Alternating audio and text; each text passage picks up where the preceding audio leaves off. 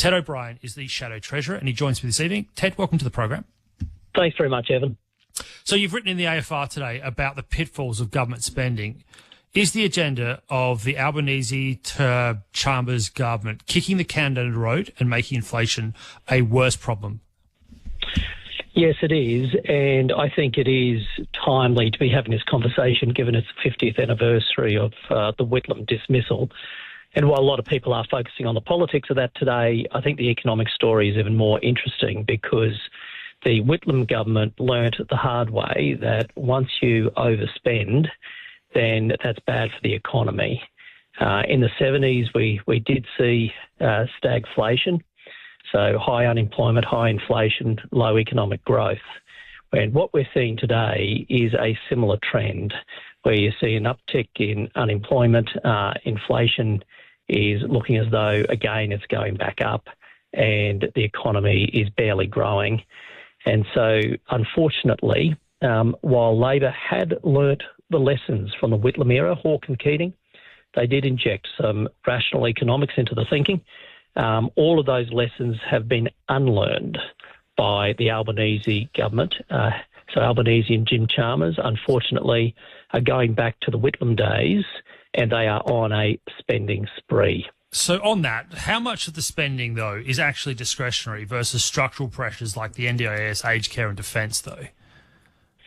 Oh, look, the increase in spending has been really through measures taken by the government separate from the latter that you referred to as pressures. So there are pressures coming through. So, of course, whether that be on health and education and NDIS and all of these sorts of things, we're not beating the government up on that. Of course, there's more work to be done. We've got to drive efficiencies across the whole of government.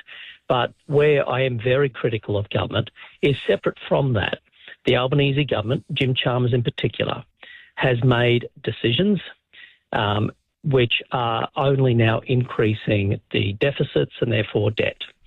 So to give you an example, Evan, this financial year, they are assuming a deficit of $42 billion. $37 billion of that are decisions taken on measures since they've come to government. They are not to do with those ongoing pressures of government. So this is the problem. There is no set of fiscal rules. So usually, ever since Peter Costello introduced the Charter of Budget Honesty, treasurers have had to contain their spending according to some rules. Jim Chalmers is the first treasurer since then to have no rules, which is why the spending is now out of control, reminiscent of the Whitlam era. Isn't it inconsistent to criticise Labor for running deficits when the coalition, when you were in power, presided over record stimulus debt growth during the COVID-19 pandemic and also before that under the Morrison government? Not really. I would argue differently, Evan, because, I mean, if you're talking about a pandemic, I do know that Jim Chalmers likes to compare some of his record to a pandemic era. I don't think that cuts the mustard in any serious way. At the end of the day, when an economy is in recession, there is a different role for government. What we see today is there is no pandemic going on, none. And yet government spending is growing 4 times the rate of the economy itself. I mean, that is horrific. It really is. Over the last 3 years, the economic activity has risen about $300 billion a year, right? About half of that is due to the government. So the government is creating about half of all additional growth. So you do talk about that in your piece that you put in the AFR, that, you know, the government spending accounts for half of all new activity. However, we also need to look at this is that during that period, the private sector has installed basically sitting still. In fact, the uncertainty has been so strong that even right now with lower rates, they're still not spending. How do we therefore balance that? Because without public spending, we would have actually seen ourselves in recession.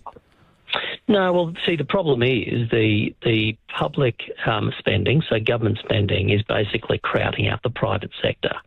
And this is the problem because The government's doing this at a time when the economy is already beyond its capacity.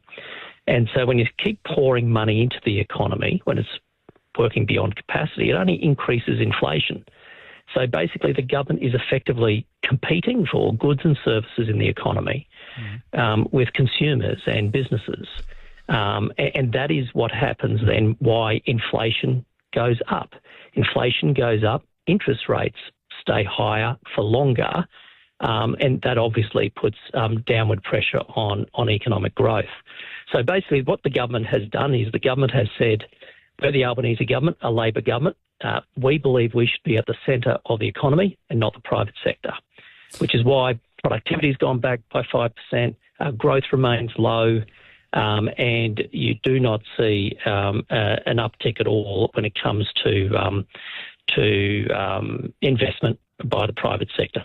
So on that... Business investment sort of at a standstill. Yeah, so on that, that's the economic agenda that you're alluding to there. The movement in productivity, obviously you are talking about how we can increase product and services with the output. At the moment, I understand that you are alluding to what we saw from the Deputy Governor from the Reserve Bank yesterday, said about us being boxed in with productivity. But the question I have is, what would be a creditive coalition plan to not just cutting expenditure, but actually reforming the economic agenda to allow that productivity to expand?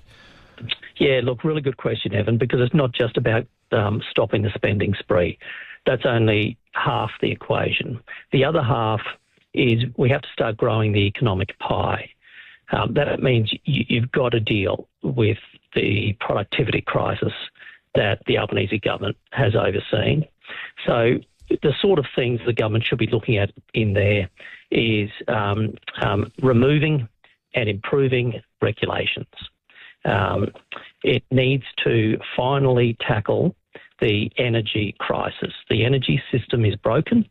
Every single business, therefore every investor, considers Australia now paying among the highest prices in the world for electricity. So on that, sorry to come over the top there. Sure. Sorry, Shadow Treasurer. Okay. We know that right now the AI revolution is the discussion around energy. So in this US, we have just seen Jensen Huang this week, being quoted, slightly misquoted, around the race with AI is around energy to getting towards as lower costs as possible, which is why China is argued to be ahead of the curve. As you just pointed out, we're a long, long way away from it. We have some very expensive energy. The government has been using things like rebates, which is, a can-kicking policy. But what's your alternative? Because at the moment, you're obviously arguing about net zero and where you sit with net zero. How would you change the energy cost system in the short term to actually make us competitive, as you just alluded to? Look, in the short term, the number one thing that needs to be done is pour more gas into the system. 2, they need to not prematurely close coal-fired power stations. And 3, they need to continue to roll out renewables where they can. Now, the problem we have with the government is they are ideologically opposed to gas. They are forcing the early closure of coal, and their renewables plan has stalled. The catch with gas is still quite expensive. So the catch is, I understand it's a transition or energy, and there's no doubt it is, but it's not going to bring us to that competitive edge that China has or the competitive edge that the US has. Because there's a couple of things here, Evan. Yes, you're right.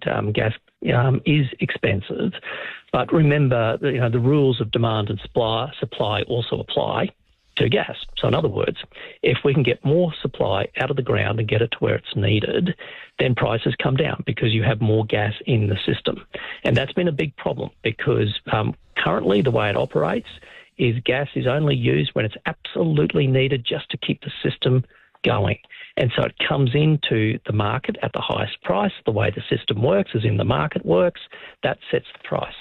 So unfortunately, by holding gas too tightly, gas prices are too high. That has to change. The only way that changes is if the government starts to appreciate that gas is important and we need more of it. You mentioned artificial intelligence, whether it be cloud, big data, the entire digital economy. It has an insatiable demand for more energy. Yet the government is closing down the current energy system before they're building another one out. And this is the problem. We're actually running out of energy to survive today, which is why our smelters are needing help to survive. Our manufacturers are closing down.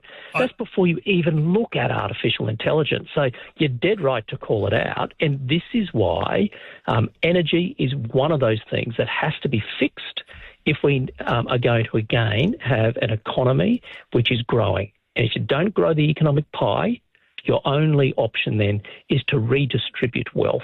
That's Labor's approach. It's not the Liberal approach. Mr. O'Brien, sorry to interrupt. I do, because I'm running out of time, but because there's one other question I really, really want to ask you, which is that economists have been calling for tax reform for years right now. We are seeing in the budget papers that next year the 62% of the government's total revenue will come from personal income tax. How do we actually start making the step forward to have a proper discussion about tax reform that actually makes us listen to the experts, makes it simpler and fairer, and actually can see the political divide come together for fairer tax reform? Evan, I think it's doing exactly what you did just then, is how we do it. We've got to talk about it. A lot of people don't realise it, but the government is currently planning at least another 10 years of deficits. The only way they think they bring the budget back to balance is by increasing personal income taxes. And this is a big problem, which means everyday Australians, the plan under the Albanese government is to have everyday Australians pay higher personal income taxes. That is their only plan. It like 100% of the way they get the budget back to balance is to tax Australians more. We need to talk about this so people understand that is the plan of the Albanese government, which is why we are talking about the need for tax reform. We are talking about the need to prioritise personal income tax cuts. Shadow Treasurer Ted O'Brien, thank you so much for joining Money News. Thank you very much, Evan. All the best.